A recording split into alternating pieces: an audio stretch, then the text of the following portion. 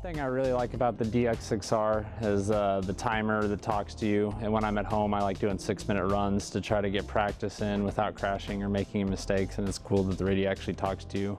I really like the touchscreen, the ease of use and everything like that. It's very user friendly. I had never really used Android before and just picked it right up, and everything's really nice. I like the DX6R, just the ergonomics of it, the physical feeling. There's a lot more adjustability. You can adjust, the radio front and back with the steering. The throttle goes forward to back, left to right.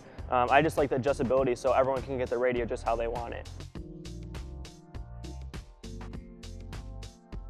Yeah, the balance, weight, and feel of the DX6R is definitely the best and most improved from our previous radios. Ergonomically, it's awesome. The adjustability of the trigger and being able to adjust all the spring tensions and everything like that.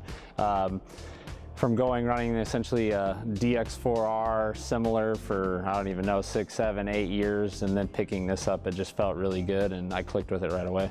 I like the balance a lot more than previous models. It's a little bit heavier, feels a little bit more solid in your hand, and they also have the weights in the bottom here so you can adjust it to your liking and get a little bit heavier or lighter just depending on how you like it.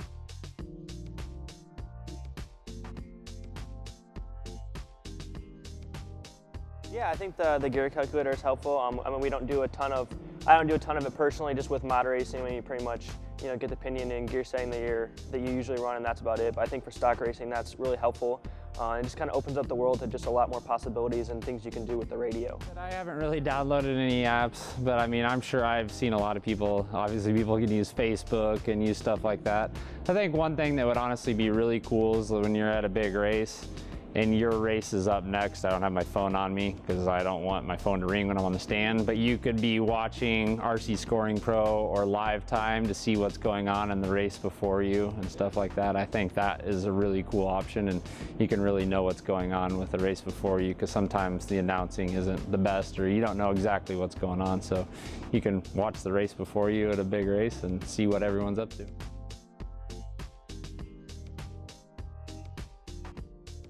Right now I just have 4 models, so I have 2-wheel, 2 2-wheels, 4-wheel, and a short course is what I've been using on the DX6R so far. Right now I have like 10 models on there, so just one for each class, and should continually grow from there.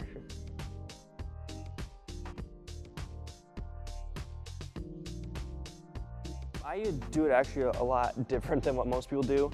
I usually use a little bit stiffer trigger. And then I like to have it really tight where there's not a gap from my finger from the throttle to the brake. And then the steering wise, I run a really loose steering wheel. It's just kind of something I've always done, and that's just what I'm comfortable with. So a little bit different, but with this radio you can get it just how you want it. I've been with TLR for a super long time. It's up in the double digits now. I think this is my 10th or 11th year with them. So I've had a lot of memories with them, a lot of great success. Probably the most memorable was being able to win the Riddy race earlier this year. It's one of those races you can go your whole career and not win it. It's just one of those races everything has to work right. And fortunately, I have a really solid program with TLR and Spektrum, and I was able to get it done. So it was a pretty big moment for me. One of the most memorable moments was winning the 2-wheel national championships back in 2011 for TLR and Spektrum. The first year we ran the 22 at nationals and stuff. It was a very memorable moment, and one I will always have with me. So that was really cool.